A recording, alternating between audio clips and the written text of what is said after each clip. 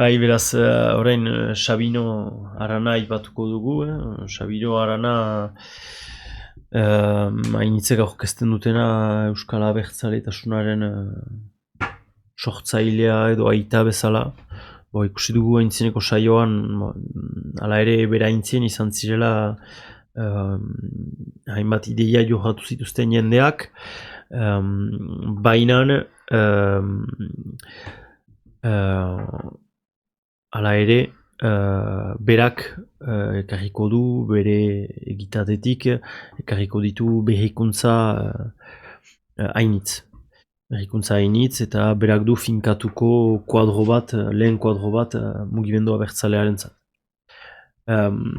Sabino Arana sortzen da 19. mendearen lehen erdian, eta bere egitura politikoa egiten du beraz mende horretan. Eta beraz bere arrazoin amendu politikoa ikusiko dugu ahunt sartua dela arrazoin amendu horretan. Beraz, 19. mendean gira industrializazioak Europa inarrosten duen momentua da, eta momentu horretan horrek ondorioztatzen du gizartearen aldaketa handi bat. Gizarte mailan egitura sozialak azkarki zalantzan emanak dira, garatzen ari den egitura ekonomiko berriaren ondorioz. Eta horrek ondorioztatzen du hainbat likutan nola egan hori, nortasunen berdefinitze edo afirmatze behar bat. Eta behar hori Sabino Aranak ere behar horren segida hartuko du. 19. mendean garatzen da ere arraza nozio bezala.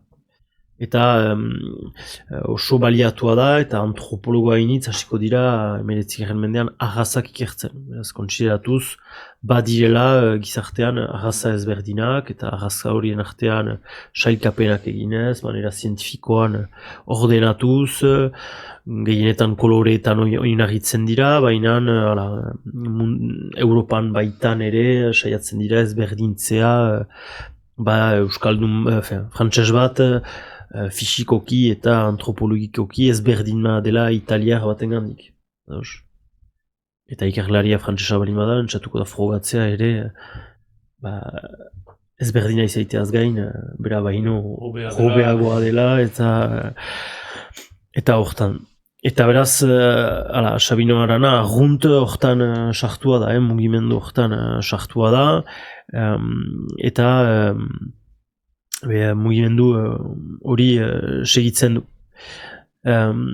Astapen batean, Sabino Aranak nahi du Bizkaiako aberria salbatu, Bizkaiako aberria berpiztu edo independentzia eman Bizkaiari. Hasiera batean, Sabino Arana lotua da Bizkaiari. Bizkaia da bere hildoa, bere lehen buliburuak dira Bizkaiari buruz, bere lehen egunkaria deitzen da Bizkaitarra. Zinez da Bizkai zentratua da, Bizkai zentrismo erten alden, olako zerbait badu. Eta gero garatzen du bere ideia politikoa, eta Euskal Herri osoa bildu nahi du. Bere proiektu garatzen duen proiektu politiko hortan. Euskadi, beraz, Euskadi izena berak du asmatzen, neologismo bat da. Euskadi adi horrek dolarik nahi nun pusatzen diren, beraz, Euskaldunak, baliatzen arbolentzat, bere kasua baliatzen du jendeentzat ere. Eta beraz, sortzen du edo asmatzen du mugimendu politiko oso bat. Eta asmatzen ditu mugimendu politiko gen kodigoak, ikurrak, kantuak, badu oso prolifikoa da. Eta beraz, abertzaletasuna definitzeko momentuan, edo zer den aberria, aberri hitza ere, berak du asmatzen,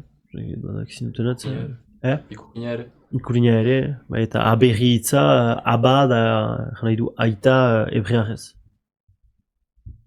Bai. Eta aba da aita hebrearrez, eta beraz hebrearretik iten du aberria, beraz, gure aiten erria. Beraz, aiterria ditzuko godez, nahi du. Hebrearretik hartzen du, ez inen arrazoin amendua hor, bada, aintzinateko gizarte bati inspirazioa emanez, zilegintasun gehiago ukan nahi duela, edo olako zerbait. Hala, hori sortzen du, hori pentsatzen du, teorizatzen du, eta teorizatzean zer den aberria, hildo bat aukeratu nahi du. Ostion aipatu dugu, Arturio Kampionek lotzen duela aberria hizkuntzarekin, berak ez. Bera ahazen nozio hortan oinarritzen da, eta kontsideratzen du, badela euskal ahaza bat. Euskal ahaza horrek duela ukan behar estatu independente bat. Eta zinez ahaza ideia hori azkarki lotua da, zinez bere oinarrizko nozioa da. Eta batzutan baditu ikuspundu aski radikalak, eta adibidez erraiten du Euskal Herria izan daitekela edonun, Euskaldunak joiten balin badira migratzen badute edozein lurraldeetara. Ez du lurraldearekin lotzen? Ez du lurraldearekin lotzen, eta berdin ere ez du hizkuntzarekin lotzen. Ados? Izan ezkela espainolez mintzo direnak, baina arrazaz? Bai, beretzat balin bada herrialde bat denak euskal jatorrizkoak diren, eta ez balin badira euskalaz mintzo, ez da gabe, argiki egiten du, euskaldunak direno, euskaldunen artean egiten direno, euskal herria da, eta hori da Euskadi. Pixka bat horri buruz, badira pixka nazionalismoaren bi hildo ikuspundu, badalena alemandar batek zuen garatu, Ficht, eta nazionalitatea ahazan oinarritzen da, eta gero bada frantses bat, Ernest Renan, behin trumpatzen, eta berak ego lurraldeari lotzen du. Eta hortik dugu ere lurraldearen eskubidea, frantsesak dugu droit du sol, droit du sang, droit du sol. Eta berak aukeratzen du odolarena. Bai, eta zergatik odolarena aukeratzen du, emaiten da ere argudio bezala, hizkuntzaren ez jakitea. 19. mendean, deia Euskal Herrian, gutxi gora bera populazioaren 50%, bereziki Araban eta Nafarroaren hegoaldean ez du gehiago Euskara hitz egiten bat ere. Eta beraz, kontsideratzen du, Euskara hartzen balin bada oinarri bezala, Euskaldunak ez direla, ez du masa... lurralde parte bat mozten dela. Eta gainera,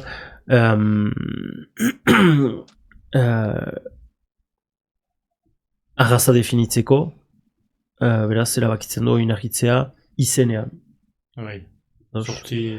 Bere... apellidos baskos... Hortik heldu da. Hortik heldu da. Bertziren Euskal izenak izan, eta horrek zuen Euskaltasuna definitzen. Kulnik baitut sortziak. Bai? Bai. Egerturretik baten dako kondatzen da. Baitut sortziak. Bai? Bigerturetik egardian ez ere. Egia? Horrez ahaza histori hori lotzen alda ere industrializazio garaian Bizkaian bazirela kanpotik eduzera iniz langile. Eta idea horiek ere hortik gintzaz eskola. Bai. Eta beraz, berak garatzen du bermomentuan, hori ahaza definitzen du, izena oinarritzen da, eta ahazaren eta euskalduntasunaren definitzeko bada bestearen kanporaketa edo bestearen ez onartzea. Eta beraz hor, Sabino Aranak teorizatzen du ahazismo zinez azkar bat espainolekiko.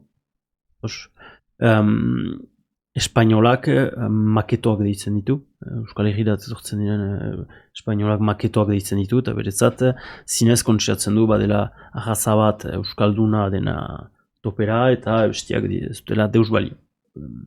Hemen bazut pasartetxo bat bere egunkari bateko, Bizkaitar egunkariko artikulu bat, beraz nik euskaratu dut, espainolez idatzia zen, baina adibide bat gaiteko, badira initz, adibide bat da. Bizkaitarra trebea da eta burutsua da, edo zein lanetarako. Espainola motza da eta trebezia eskasa du. lan sinpleentzat. Galde egin edozein enpresa bururi, eta jakinen duzu, bizkaitar batek denbora berdinarentzat, 3 maketo bezain bat lan egiten alduela. Bizkaitarra langilea da, espainola alferra da. Ez du deus egiten, deus arriskatzen, ez du deusetako balio. Bizkaitarra atzerritarrekin kontaktuan denean ahultzen bada, espainolak behar duen noiztenka inbasio bat bizi zibilizatua izaiteko. Espainola justu behin garbitzen da haren bizian, eta urtean behin aldatzen da. Eta hola, badira testuak trumilka, zinez, eta... Langilearena eta ere justifikatzen zuen, garai hortan Euskal Herria eta Katalunia baitziren, baitez ere Espainiako ere mu industrialenak eta hortitzen sos gehien abiltzen. Bai.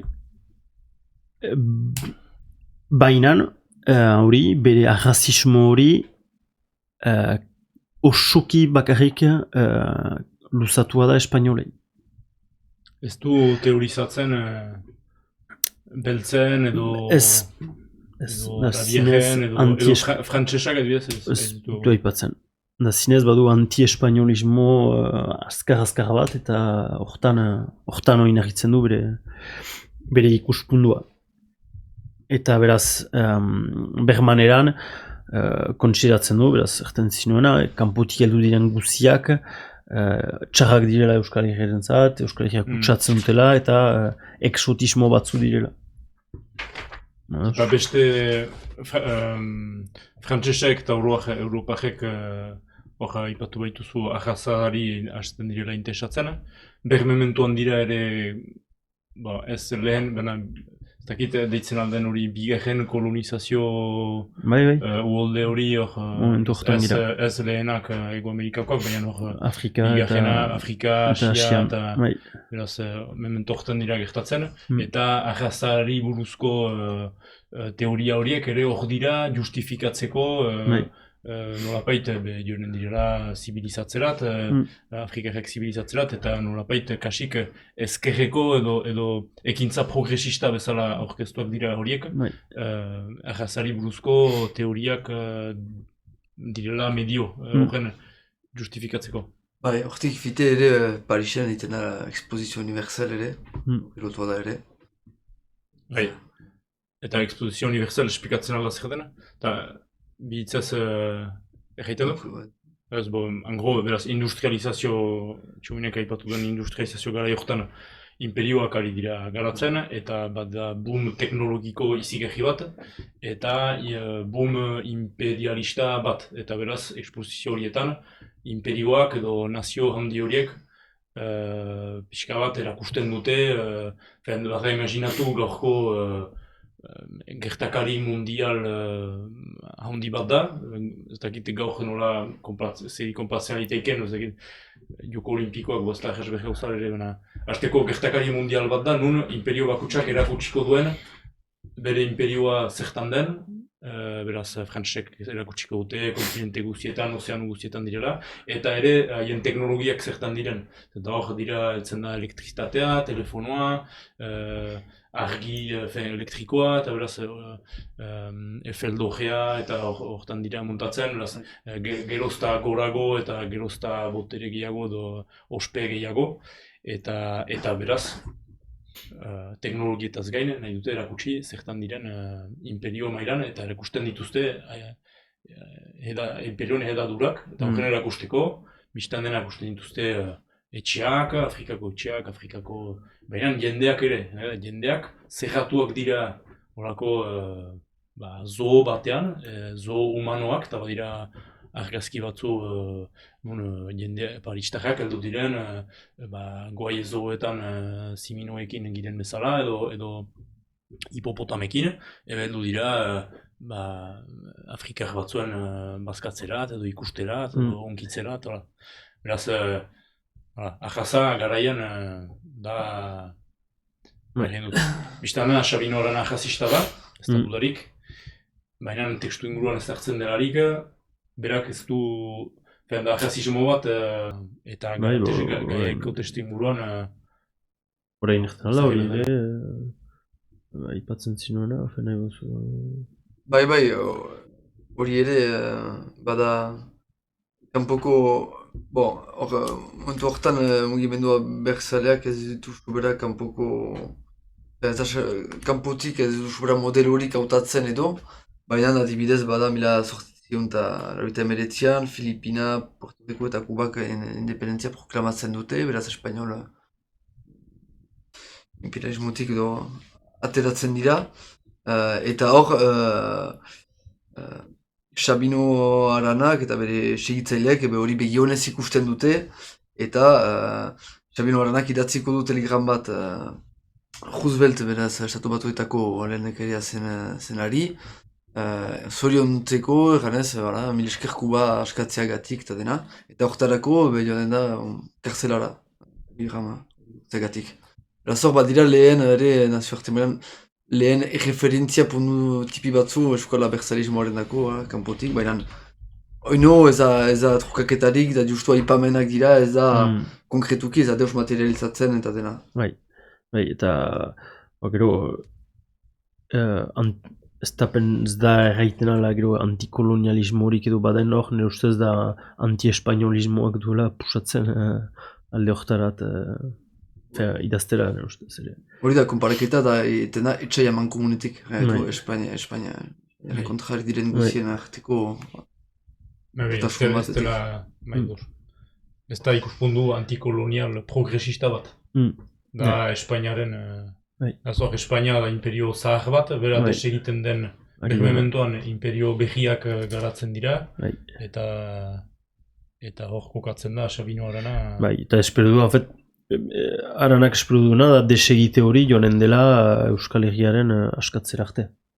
Bai, azken koloniak nolapait askatuko direla. Bere ustez, bere naikeria da Puerto Rico, Kuba, ondotik Euskadi. Kodro horretan jartzen da.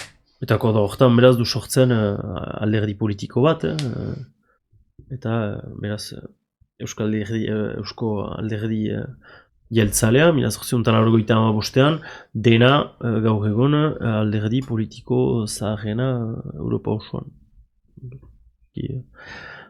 Azpimarragarria dena. Eta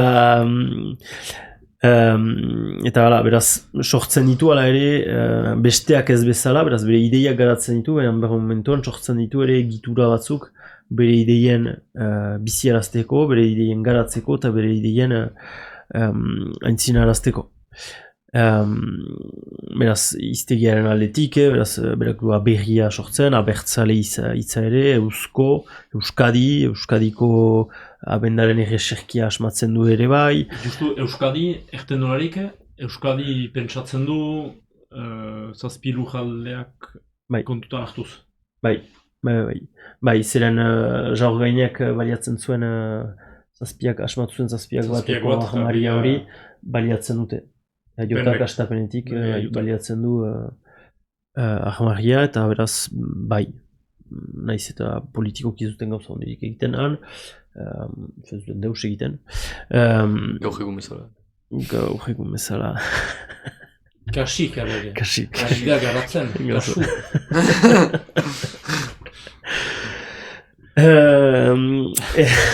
Txisteriek ez gu ginen. Eta justu, aipatzen alda, aipatu zu ahaza, beraz izena, eta esplikatzen alda jeltzale nondik heldu den? Bai, jeltzale. Zenta bada ahaza, baina bada ere katolizismoa eta foruak edo hori. Eta jel horrek hori labur biltzen du... Hori da, jel beraz, jeltzale hitza, heldu da jel hitzetik, eta jel da akronimo bat. Eta da jaingoikoa eta lagizarraren akronimoa, eta beraz hori da foruen defentsa eta gihistinotasuna. Beraz hortan kokatzen du mugimendu politiko hori, eskuinekoa, tradizionalista, gihistinoa eta kontserbadorea. Kontserbadorea da. Ez du onartzen gizarte industriala, nahi du egon 19. mendea arte zen egitura sozialetan, eta ez du nahi idekidurarik. Eta lege zaharra da ere foruak eta dira beraz autonomia politiko lokala edo euskal egikoa. Bada kontserbatismoa, bada ere bertako instituzioen defentsa. Ez da bakarrik kontserbadoria da, baina bada bertako instituzioen defentsa ere. Hortan, ez? Bai, baina batak ez du bestia... Ez bat ara bestia, baina nahi dut... Gauza bera da, eta zertan? Kontserbatzea, foruen... Baina, kontserbadore entzuten alda bakarrik, nola egin dut, tradizioen aldetik eta eglistunetasun aldetik, gero kontserbatzea bertako instituzioak beraz izan daiteke ere ikuspundu progresista bat. Bai, hafet hortik hartzen duzu bizkat Sabino Aranaren gauza, Errepublikara da Sabino Arana, baina lan ere ikusten du demokrazia edo azken demokrazia eredutik urbiltzen direla ere buruak. Agusti Xau egin nahi. Agusti Xau bakatu, Agusti Xau. Dakit, entzentzat ezberdintasun hori horretan gatzen dut zura. Bere egitura horiek montatzen ditu, eta bai, gaur egun ertu dugu Euskadi eta ipatzen dugu, erak zeta ezartzen du, Euskadi, Eusko eta zenta iduritzen zaio lotura linguistiko bat egiten du Eusko eta eguzkiren artean. Mola, pentsatzen du badela zerbait, bai, zerbait, izan da hortik paganismo, zerbait benen trompatzen da.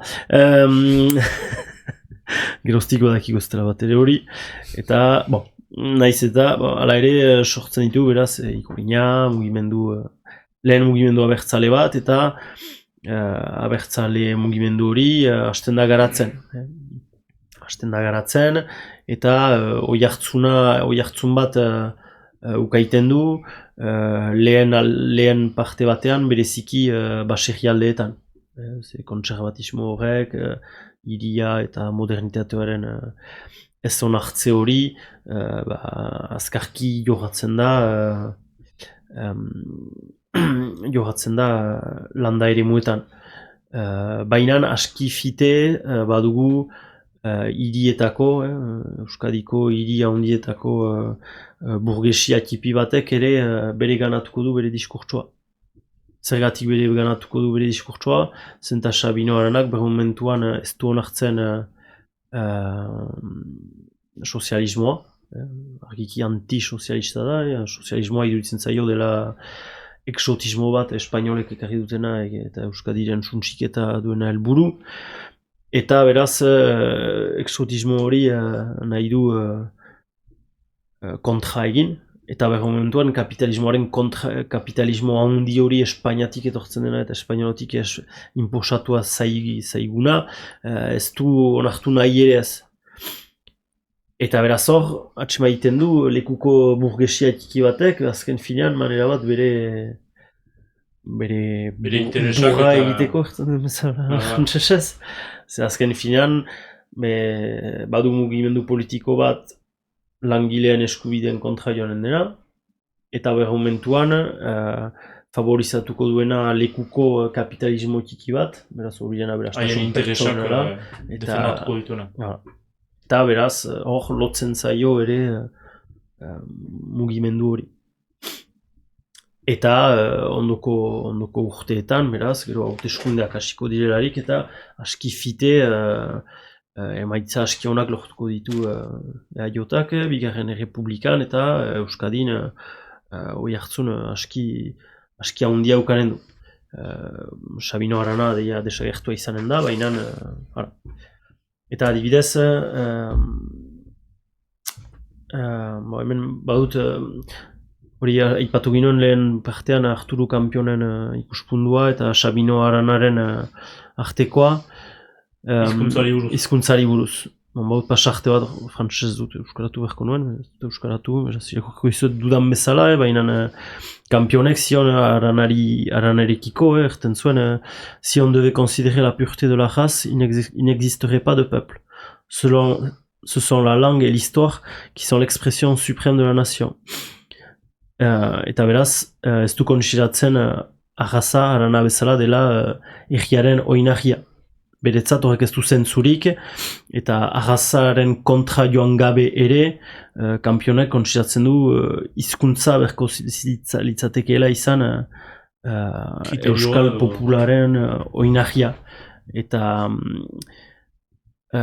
sustuz kampionen ikuspunduak agertarazten du lehen gauza bat, eta da abertzaletasuna ez da zure jatorria bakarrik, bainan dela ere bai, hautatzen duzuna izaitea. Autuzko abegia dela. Nahi baduzu izan euskaldun, izaiten altzira euskaldun, eta konsideratzen du elementu integratzaile batzean izaiten aldela kampionek euskararen ikastea. Hori da, gaurko abertzaletasunari eta belaunaldi hori garatzen duenaren aintzindaria. Eta hori Sabino Aranak ez du bat ere onartzen eta bat ere soportatzen. Beretzat, maketo bat ikasten duena euskara da munduko abominaziorik handiena. Zinez, argi eta simpleki. Zaila da horrein. Handitu egira beste euskaltasun horretan. Hori da. Eta beraz, hori da, gaur egun dugun euskaltasuna ez da gehiago minagitua Sabino Aranaren ideia horietan. Naiz eta batzutan erreprosatia zaukun, ez ezagutzaz. Guk baliatzen omen ditugula kriterio batzu, hori... Berba marginala da horrein, pentsatzen dela argumentu bat maiziten dena, baina nerten duzun bezala dena ahont... Ez ezagutzaz edo... Ok. Zerbait gehitzeko? Ez hori noiztik goiti eaiotak lortzen ditu hauteskunde Bigarren Errepublika justu kokatzeko demoran. Ogoi garren mendeko ogoi garren amarkadan dutzen zaitlen hauteskundeak direla. Eta hortik askifite lortzen du emaitza aski honak gaiten. Justu lehen fite ipatu ere izan da tartean hor, lehen mundu gerla.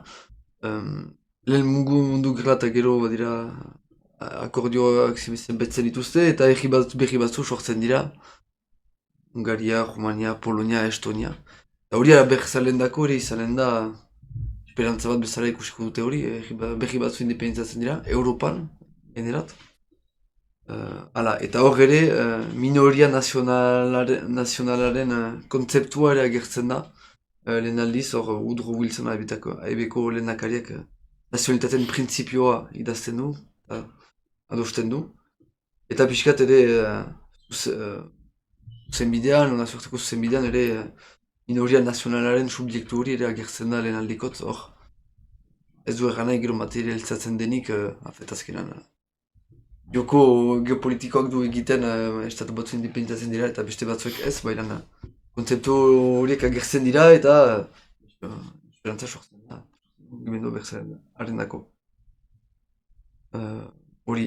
Eta dugu, beste anekdota bat ere, izan baitira Harreman Azkarrak Irlanda eta Euskal artean, eta bila 1906ko Paskoko altxamendoa gertatzen delarik Irlandan, eaiotak kritikatzen du, hartzen ditu, zitatzen ditut, anarkista germanofilotzat jotzen ditu, akusatzen ditu irlandesak, irlandesetan ere bazen sozialista initz da, mugimendu sozialista askarra zen. Eta gainat, irlandesen kontrako hauzia hori izan da ere lehen mundu gerlan, Alemaniarekin izaitearena eta hori, eta gero ikusiko dugu azkenean alere harremanak garatuko direla, eta 1922an beste gauza bat ere, tanta idutzen zautana, eta duguna eskulan ipatzen, horzena emakumea abertzale batza, eta hori ere inspiratua da Irlandako Kuman nan enban, gaizki pronuntziatzen dut, emazte talde bat, Irlandako emaztea berzale talde armatu bat, paramilitar bat, sortzen baitzen ere pixka eta beta intzin, eta hortik ere inspiraturik, besteak beste, hori ere, beraz, kanpotik ere badira eraginak, eta hori azpimarratu. Eta aberrieguna? Aberrieguna bera dela Irlandako 1906ko altxamenduaren erreferentzia zerabaki ospatzea Euskal Aberriaren eguna egun hortan, igande hortan. Ez da bakarrik paskori... Beraz, argi bat ez lausuri, sartzen zu katolizismo pixka bat, iraultza pixka bat, minoritate pixka bat, eta kombo. Kombo. Bai, hola erabakitzen da, bai. Eta gero Sabino Arana hiltzen da mendearen hasieran, 1900eko lehen urteetan hiltzen da. Eta aski fite bere hasierako radikalismo arrasista eta independentista hori bazuen, independentzia zuen zinez helburu bezala eta helburu bakar bezala, eta bere eriotzaren ondotik EAJan boterea hartuko duen mugimendua lotuagoa da ostiona aipatzen ginuen mugimendu politikoari, mugimendu burgesia tipi hori. Eta burgesia tipi horrek, emeki EAJaren helburuak aldaraziko ditu. Ze burgesia tipi horrek ez du haustura hundirik beharrik, ez da ere nahi duena da bere industria eta bere interesak favorizatuak izaitea. Eta hortakotz, ondoko urteetan, hogeigarren mende hasieran, ez dute gehiago independentzia aldarrikatuko Euskadirentzat, baizik eta autonomia. Eta momentuan ere, arrazismo hori ere, pixka bat baretuko dute ere, eta arrazismoa ez da gehiago aintzinerat emanen bere eriotzaren ondotik askifite. Ados. Eta ipatzen behar ginen ikuspundu internazionaletik, hori industrializazioaren agertzen da beraz sozialismoa, eta erten baituzu PNB ere garatzen dela sozialismoaren kontratzeko. Sozialismoa garatzen da ala ere Ego Euskal Herrian zona industrializatuetan, eta zertan da politikoki lortzen du botere, ez botere edo? Langileria mailan bada, langile mugimendu aski indartsu bat, baina ez dena euskaltzalea edo euskalduna. Berantago aipatuko dugu ere, baina langilerian duen oihartzun hori kontratzeko EAJak sortuko du bere sindikatua. Bere sindikatua izanen dena ELA. Ela sortu. Zatituko dena berantago, momentuan sortzen dutena, eta da euskal langileen interesak defenditzeko, eta erakusteko ere bai, badela beste bide bat kapitalismoa handia eta sozialismoaren artean. Euskaldunak biziki burutsuak direla, eta gai direla langileak eta nagusiak eskuz-esku lan egitea aintzinarazteko hori energia. Sindikatu hori bat, gaur egin genezak egiten, garaian baliatzen zen iztegi hori. Nagusien sindikatu horia erteko nagusiek sortzen duten sindikatu bat. Ez duten nagusiek bere sortzen, baina euskal langile batzuk sortzen. Ez dut behiz bada, eta berdin ere, ala da. Eta ela hortan ere, baduzu baldintza izena emaiteko elan, da zure lau lehen izenetan, izan behar duzula bederen bat euskalduna. Sortzitak irizpideak jausten dira. Beldur ziren ez aski kide ukaita. Artu dira biskat sobra etxia iten zuela. Bat laueteik bat. Laueteik bat. Gerostik abandonatu dute hori, Erik? Bai. Hala. Eta, hala ere, beraz, bada, politikoki baretze hori, jotaren baretze hori, finkatu dena gaur egun arte, azkenean gaur egun hildoa hortan dugu oraindik. Beraz, jota ez da gehiago independentista, autonomista da, ez da gehiago ahasista, eta politikoki ere kokatzen da zentro eskuinean. Ez da eskuinera lehatzen, hogei garen mendean, alderdi nazionalistak hainitzetan lehatzen dira gerozta gehiago eskuinerat. Hor horiek, da nire ustez horien bezizitasun bat, da kokatzen dira zentro eskuin hortan, eta geroztik egon direla hildo hortan aski zuzen. Eta hori zentro eskuin, ze ahlotan egiten duzu diferentzia? Efen nahi dut, zer du ezberdintzen ahlo ekonomikoa, sozietala? Ahlo ekonomikoa eta sozietalalak ere, martzen dituzte langilentzat hobekuntza batzuk, ez dute, ez dakit. Minoritaten dritsuek, ez egite? Ez dira horretan jartzen, salbu Euskal Herriko minoritatea, baina...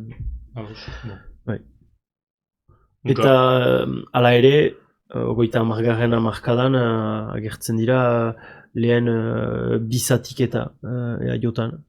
Alde batetik badugu jagi, mugimendu bat, jende batzuk aiotatik ateratzen direnak, zenta kontsiratzen dute aiota ez dela aski antikapitalista eta independentistagoak direnak ere bai.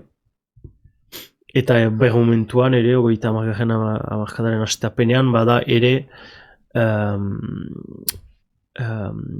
ANV, Eusko Alderdi Ekintza, EAE, ANV hori, eta ANV hori izanen da lehen alderdi politikoa larrikotuko dena abertzale eta sozialista bezala.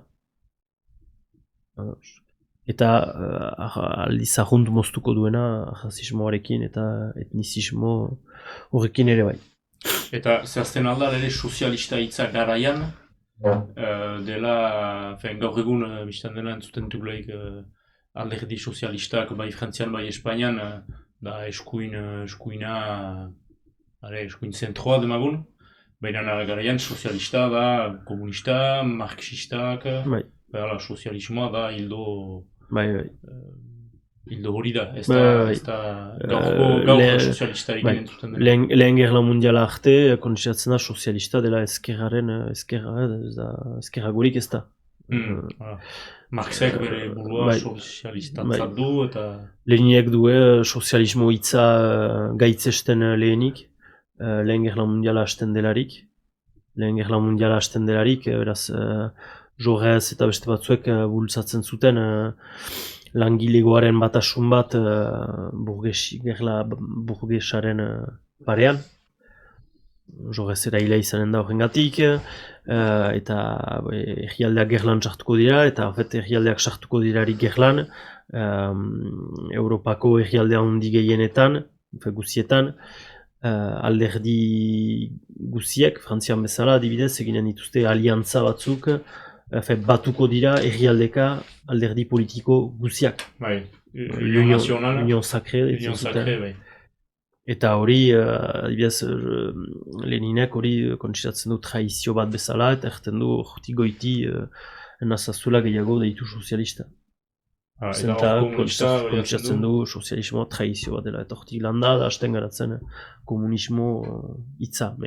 Emekia entzinatzen den ideia bat da, Hala ere, hogei garen hamarkadan oino sozialista izaitea da ezkerreko oinarria. Ados. Untsa. Zertan gira? Jagi, ANB eta... Gerla zibila. Eta beraz, hor hasten da, gerla zibila. Hori antzi dugu ez, diapo hori? Bai. Hor ziren, ahasa, autozko nortasuna... Bukaran egiten nuena hori aldaketatiki hori bazena. Eta burgesi etipiaren irugarren bide hori. Arano gilta gero.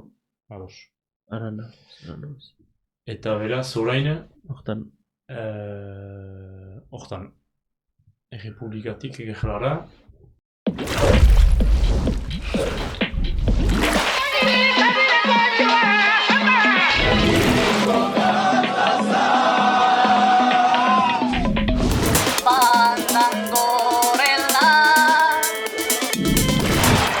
¡Váyanse al carajo, yanquis de mierda! ¡Que aquí hay un... ¡Hola Euskadi, askatuta! Etxean txartu da! Hildeta! Joder, txori bat. C'est moi qui décide s'il faut se lever ou pas. Costa a la costa, libre, alai, zoriontsu! Yupi, gora Euskadi! Independentzia!